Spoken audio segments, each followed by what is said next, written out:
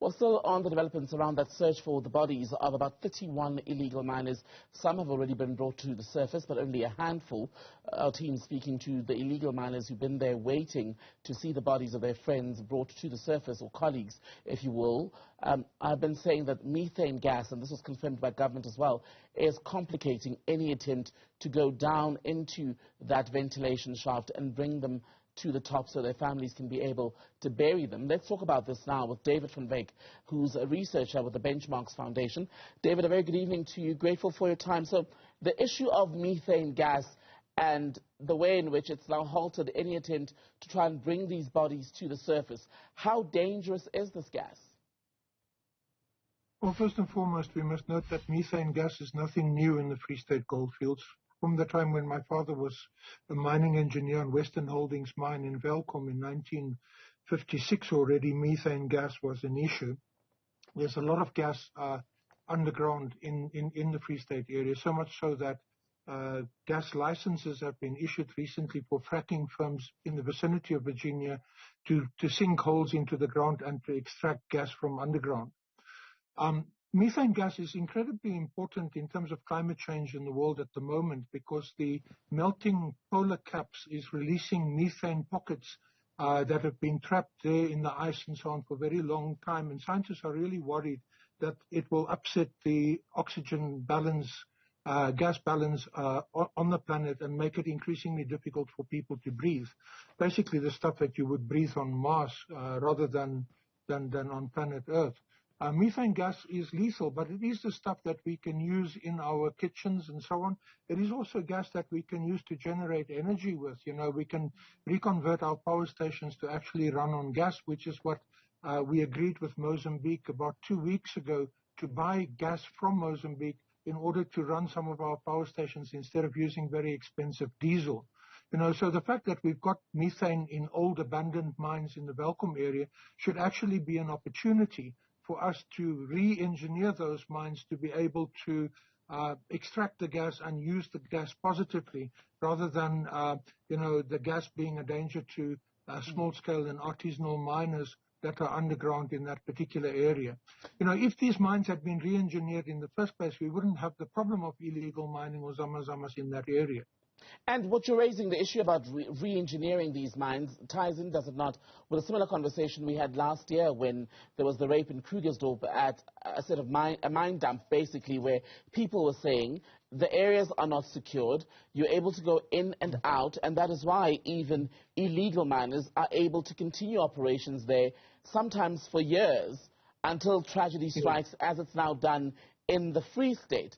Who ultimately should bear responsibility for that lack of control, the lack of safeguards to make sure that people don't, A, engage in crime there, but B, that they don't wander and perhaps find themselves in danger?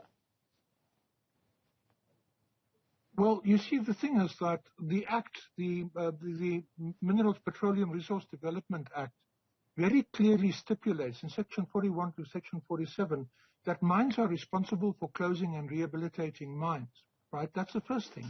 Why is it that we've never taken any mining company to court for abandoning a mine, and we've got 6,000 abandoned mines in the country? That's the first court, the first place we should call in terms of responsibility.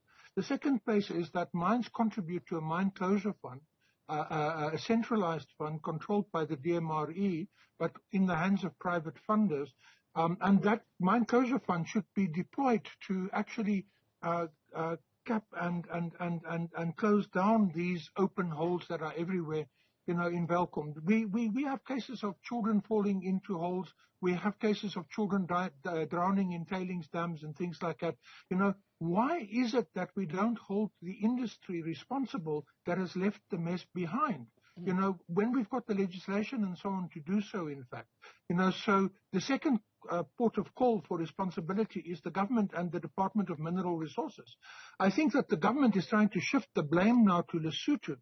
And this is the third issue that we have concern about, because a lot of these miners are people who used to work in the mines and they've been retrenched and they don't get their pensions, they don't get the monies due to them. And also, they've never been retrained to do anything else. And most mines in their social and labor plans say that they are training people to have portable skills to take outside of mining once the mine closes. Clearly, this is not the case. And so when these people become unemployed, they have nowhere to go. And Lesotho became dependent on South Africa as a supply of cheap labor to South Africa from Lesotho. So the Lesotho economy never developed as a consequence of their labor force sitting in South Africa all the time. Now that the mines are closing down, we want to chase the Basotho people away who've been coming here for more than 100 years. So that is the third issue that I have a concern about. Why blame Lesotho for a problem that was created by the mining industry in South Africa, and the solution should be found within the mining industry and government of South Africa? We should have a government that is prepared to govern instead of trying to shift the blame all the time. With Jagersfontein, they also shifted the blame away from DMRE to the Department of Water Affairs when that tailings dam there collapsed. A few things I want to pull on just there in your remarks for a moment, David, but let's go back to the mine closure fund. If we're seeing this large number of mines where still illegal miners and perhaps other criminal elements are able to come in and out without any security, any of these areas being sealed off, what is that fund actually being used for? Well, yes, you can walk in and out of these mines. Any mine site in Joburg along Main Reef Road, East Rand, West Rand, Far West Rand, Free State and so on. You can walk in and out of these places. There are no fences. There are no signposts. There is no security. Imagine the amount of jobs you can create by securing these old sites. The regulations, the mining regulations, and also the regulations of the National Nuclear Regulator stipulates, because most of these dumps also contain uranium, that these things must be secured and they can't just be left the way that they are. Local government can actually fence and signpost them and then send the bill to DMRE or send the bill to the mining companies that used to operate there. And while we wait for that to happen then, because these conversations are occurring every time there's a tragedy or something similar to what's happened in the Free State, what should be the interim measures? Because both South Africa and Lesotho are now talking about collaboration to make sure that, firstly, they stem the flow of illegal miners, etc. But what do we need to do as soon as tomorrow? What can be done? Well, I think that first and foremost, we need to realize that minerals are not renewable and they are not sustainable. Therefore, we need to plan for mining towns to have concurrent and post-mining economics in place so that when the mines close down, people don't become unemployed and you don't have this massive retrenchment and basically social and infrastructural collapse. Most of these mines had workshops, they had training facilities, they had schools, they had housing and so on, all of which could be used to alleviate a variety of social problems in South Africa. But at the moment, all these places are just being left, and it looks like they've been bombed by Russia in Ukraine. It looks like the Ukraine war in these mining towns. If I take you to Durban, Roodepoort Deep Village, it will look as if there was a war there. If I take you to Sally's in Brakpan, it looks like there was a war there. If I take you to parts of Welkom now, it looks like there was a war there. Why do we allow this infrastructure decay and collapse to happen when we should actually be planning for a post-mining society and economy? We can't just let things go the way that they are going. And we can't just let the industry get away with the abandonment of these mines and the endangerment of people. We really need a department that is proactive and prepared to make the necessary decisions.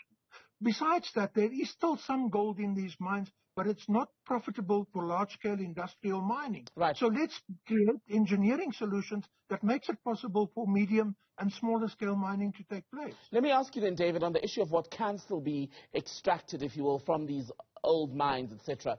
You mentioned the issue of methane deposits, which have always existed, especially in an area such as the Free State. Is there a clear indication of how much methane would be available there, and how much we've actually tapped into that as a means to perhaps deal with our electricity crisis, as you suggested we could do?